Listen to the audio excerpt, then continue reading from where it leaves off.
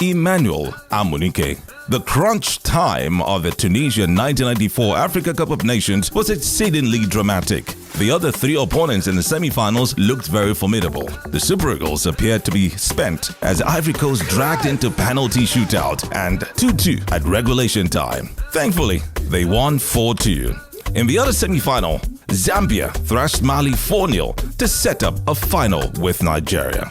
Not only were their players young and fit, they seemed to have been incensed by the spirit of their late brothers who passed on in the unfortunate air crash before the tournament, and the sympathy and support of the world was with them. Faced with such odds, coach Clemens Westerhoff only kept repeating one line, "I have a joker." In his selection for the final, he introduced EMMANUEL AMUNEKE. AMUNEKE had not featured in any of the matches and we did not know what to expect. Our heart was cut when, just 3 minutes into the game, Elijah Litana struck and Zambia went in the lead.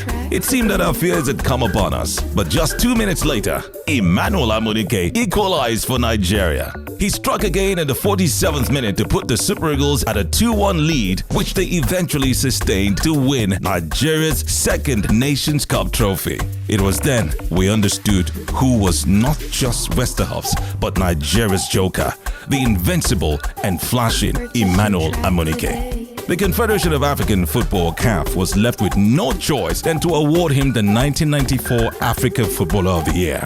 2 years later, the BBC declared him the best African Footballer of the Year in 1996 as he won the Atlanta 96 Olympic football gold with a dream team.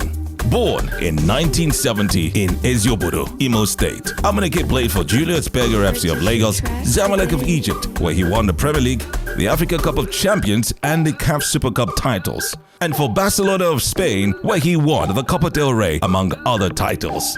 His coaching record has also been very inspiring, starting from Rausen, a Spanish youth side, to Al-Hazam, and back to Nigeria with Julius Berger and Ocean Boys before he stunned the world at the Chile 2015 FIFA Under-17 World Cup.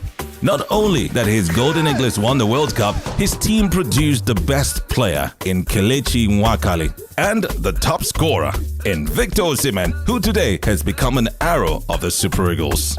And while we celebrate AMUNEKE in Nigeria, he also made history in Tanzania, leading their national team to the 2019 Africa Cup of Nations after they failed to qualify for 39 years from 1980.